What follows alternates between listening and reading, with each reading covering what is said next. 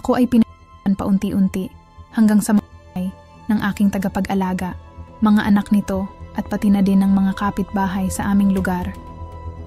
Ang aking kwento ang sinasabi nilang the worst crime ever sa Indianapolis at inilarawan ng investigador na pinakasakta na kaso na kanyang nahawakan. Ako si Sylvia Marie Likens at ito, ang aking nakakatakot na kwento. Ipinanganak ako sa Indianapolis. 5 kaming magkakapatid. Ang aking mga magulang ay mga carnival workers.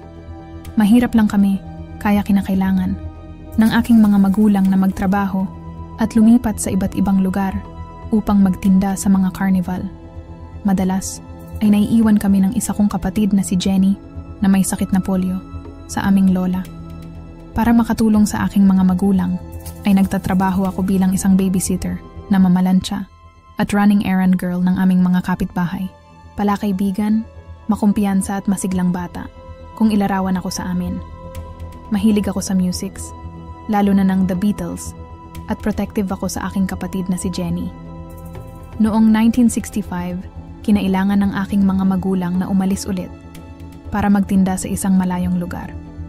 Dahil wala na ang aking lola, ay ipinaalaga nila kami ni Jenny kay Gertrude Banisewski, ina ng schoolmate ko na sina Paula at Stepahani.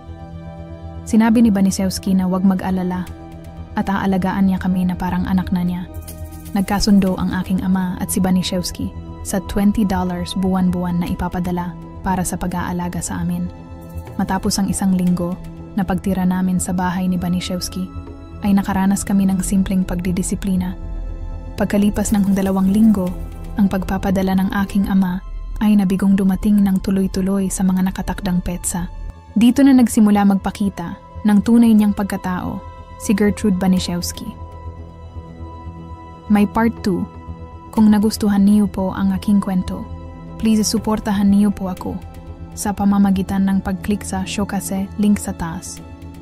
Pasayahin ang inyong mga bulilit ngayong Pasko. Mag-aabot kayang laruan pang regalo para sa bulilit nyo at iba pang produkto para mapagaan ang buhay nyo. Pili na. Maraming salamat po. Like, share nyo lang po ang aking video at follow nyo lang ako para updated ka sa mga susunod pang kwento katulad nito.